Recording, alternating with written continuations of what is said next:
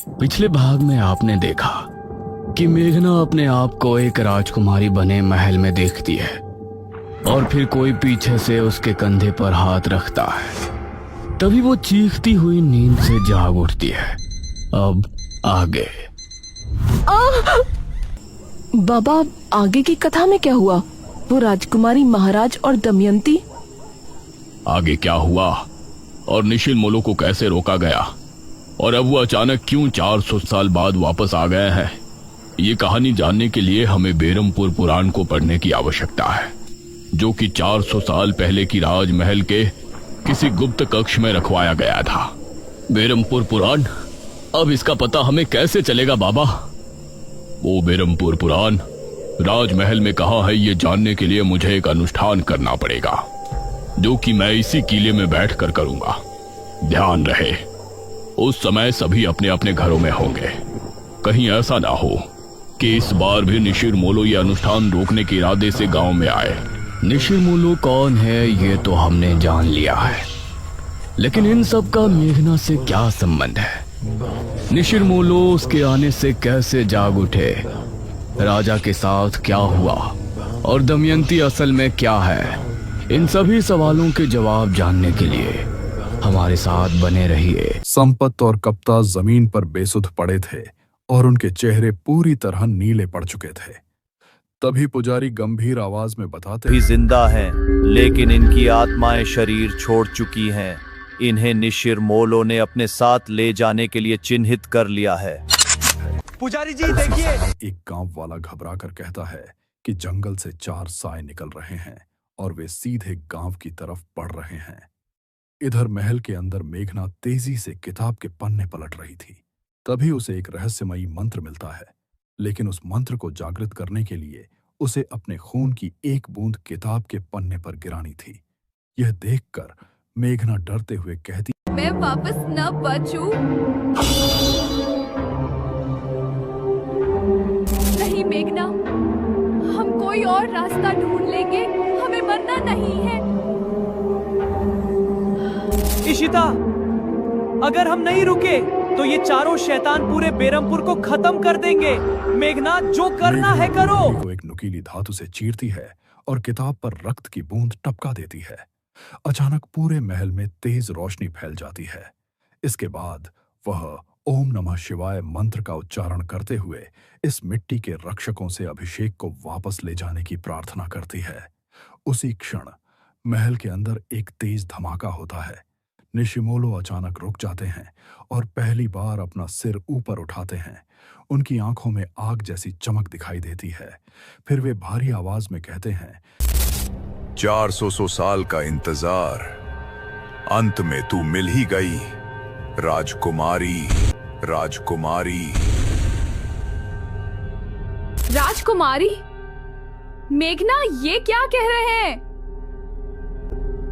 मुझे नहीं पता, लेकिन मुझे लगता है कि मैं कोई साधारण लड़की नहीं हूँ। उसी समय महल की छत ढहने लगती है और पत्थरों के गिरने की आवाज से पूरा गांव कांप उठता है। बाहर मुखिया और पुजारी देखते हैं कि जंगल से उठ रही काली धुंध अब महल की ओर बढ़ रही है। मुखिया लड़कियों को बचाने के लिए महल की तरफ बढ़ना चाहता है, लेकिन पुजारी उसे रोकते हुए कहते हैं कि वहां अब कोई इंसान नहीं बचा। वहां अब सिर्फ अतीत की परछाइयां मौजूद हैं।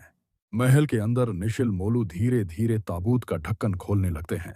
जैसे ही ताबूत खुलता है, उसके अंदर से एक रहस्यमयी रोशनी निकलती है जो पूरे महल को अपनी चपेट में ले लेती है। यह देखकर मेघना घबरा जाती है और पूछती है कि इस ताबूत के अंदर आखिर क्या है।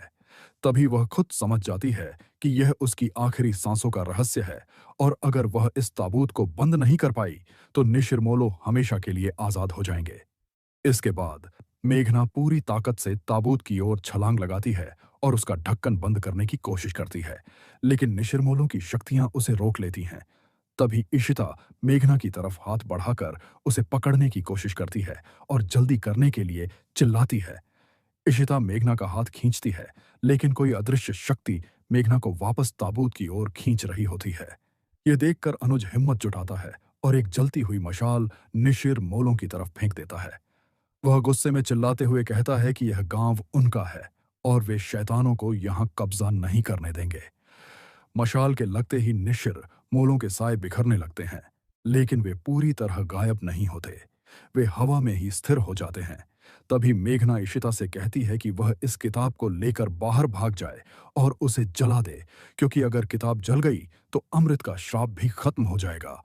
लेकिन इशिता रोते हुए कहती है कि वह मेघना को छोड़कर कहीं नहीं जाएगी।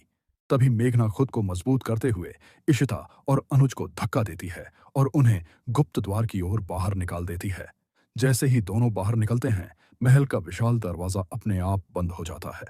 बाहर खड़ी इशिता दर्द भरी चीख के साथ मेघना का नाम पुकारती रह जाती है। महल के बाहर मुखिया और गांव वाले उस जलते हुए महल को डर से देखते रहते हैं। अचानक तेज आंधी थम जाती है और चारों तरफ ऐसा सन्नाटा छा जाता है कि सांसों की आवाज भी सुनाई देने लगती है। तभी गांव वाले समझ जाते हैं कि मेघना ने सबको बचाने के लिए खुद को कुर्बान कर दिया है। पुजारी गहरी सांस लेते हुए कहते हैं कि निशिरलो अब फिर से सो चुके हैं और बीरमपुर अब सुरक्षित है। लेकिन उस रात के बाद किसी को भी उन लड़कियों के बारे में कुछ पता नहीं चल पाया। इशिता और अनुज गांव से गायब हो चुके थे और जहां कभी वह विशाल राजमहल था, वहां अब सिर्फ राख का एक ढेर बचा था। तभी पुजारी धीमी आवाज में कहते हैं कि मेघना मर नहीं सकती, वह सिर्फ उसी समय में वापस चली गई जहां से वह आई थी। बीरमपुर को उसका रहस्य तो मिल गया, लेकिन उसकी कीमत बहुत बड़ी थी। सालों बाद भी बीरमपुर की गलियों में लोग उन 4 आदमियों की आहट महसूस करते हैं। हालांकि अब वे किसी को नुकसान नहीं पहुंचाते। वे सिर्फ उस राजकुमारी की रखवाली करते हैं जो आज भी उस राख में दबी एक अमर कहानी का हिस्सा बनी हुई है। कहानी के अंत में इशिता एक पुरानी डायरी पढ़ते हुए कहती है कि उसे आज भी वह चेहरा याद है जब मेघना ने आखिरी बार मुस्कुराकर उनकी तरफ देखा था। लेकिन आज तक वह समझ नहीं पाई कि वह सब सच था या सिर्फ एक सपना।